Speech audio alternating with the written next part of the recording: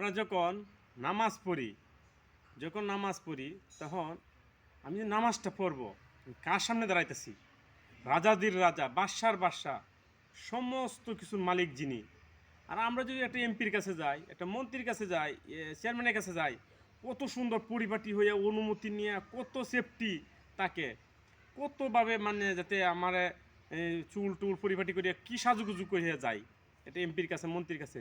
আর আমি একমাত্র আল্লাহ রাব্বুল আলামিনের কাছে দাঁড়াইছি, যিনি রাজাদের রাজা, সমস্ত কিছুর মালিক, আরশের মালিক, জমিনের মালিক, সমস্ত কিছুর মালিক যিনি, যার সামনে যখন দাঁড়াইছি নামাজের মাধ্যমে যখন দাঁড়াবো, আমি এমনভাবে দাঁড়াতে হবে যে একমাত্র আমি আল্লাহকে দেখতেছি, না হয় আল্লাহ আমাকে অবশ্যই দেখতেছে, এমনভাবে আমার নামাজটা পড়তে পারে, এমনভাবে নামাজ পড়তে হবে আমার দুনিয়ার ধ্যানকাল থাকবে না।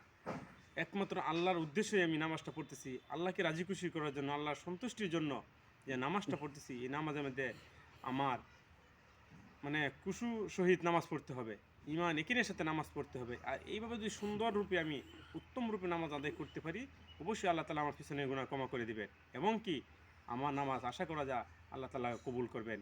কারণ এমন আশা নিয়ে আমি নামাজ পড়ব। আর আল্লাহর কাছে এমন মাথা নত করতেছি যে আমি নামাজ সেজদা দিতেছি, কার কাছে দিতেছি? দুনিয়ার কারো কাছে না।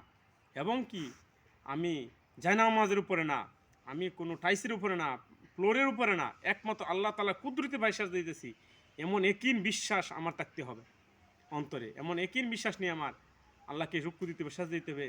আর সেজদা দিতে হবে আমি শুধু মাথা দিলাম উঠাইলাম, শুধু গেলে মুগরির মতো, মুগরি যেমন খাবার খায় টুফর দেয়, এবার দিলে হবে না।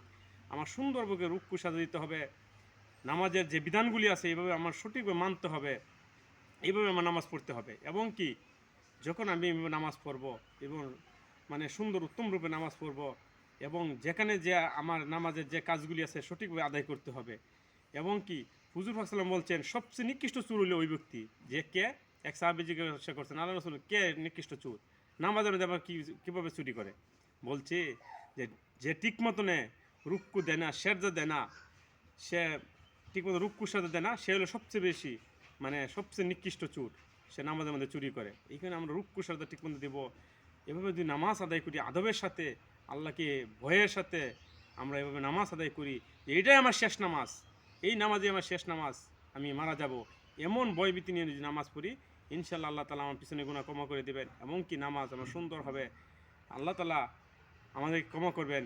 এই ভয়, এই আশা নিয়ে আমার নামাজ পড়তে হবে ইনশাল্লাহ। এইভাবে আমরা নামাজ পড়লে আমরা অবশ্যই কি বলছে আল্লাহ তালা কোরআনের মধ্যে বলেছে ইন্না সালাতান আনিল ফাহশি মুনকার, বলছে নামাজ সমস্ত অশ্লীলতা খারাপ কাজকে আল্লাহ তাআলা কি করবেন?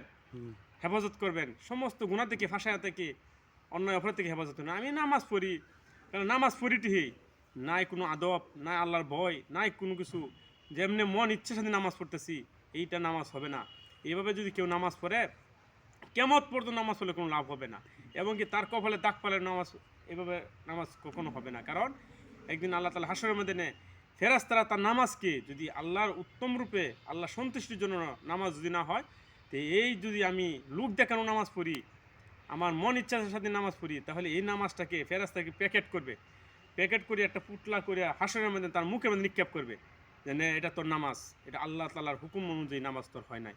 যে আল্লাহ তাআলা আমাদের উত্তম রূপে যাতে কবুলাতি নামাজ পড়তে পারি, আল্লাহ যাতে কবুল করে সেই হিসেবে নামাজ পড়তে পারি, আল্লাহ তাআলা আমাদের সকলকে তৌফিক দান করুক ইনশাল্লাহ। ভিডিওটা যদি ভালো লাগে সবাই লাইক শেয়ার কমেন্ট করবেন ইনশাল্লাহ।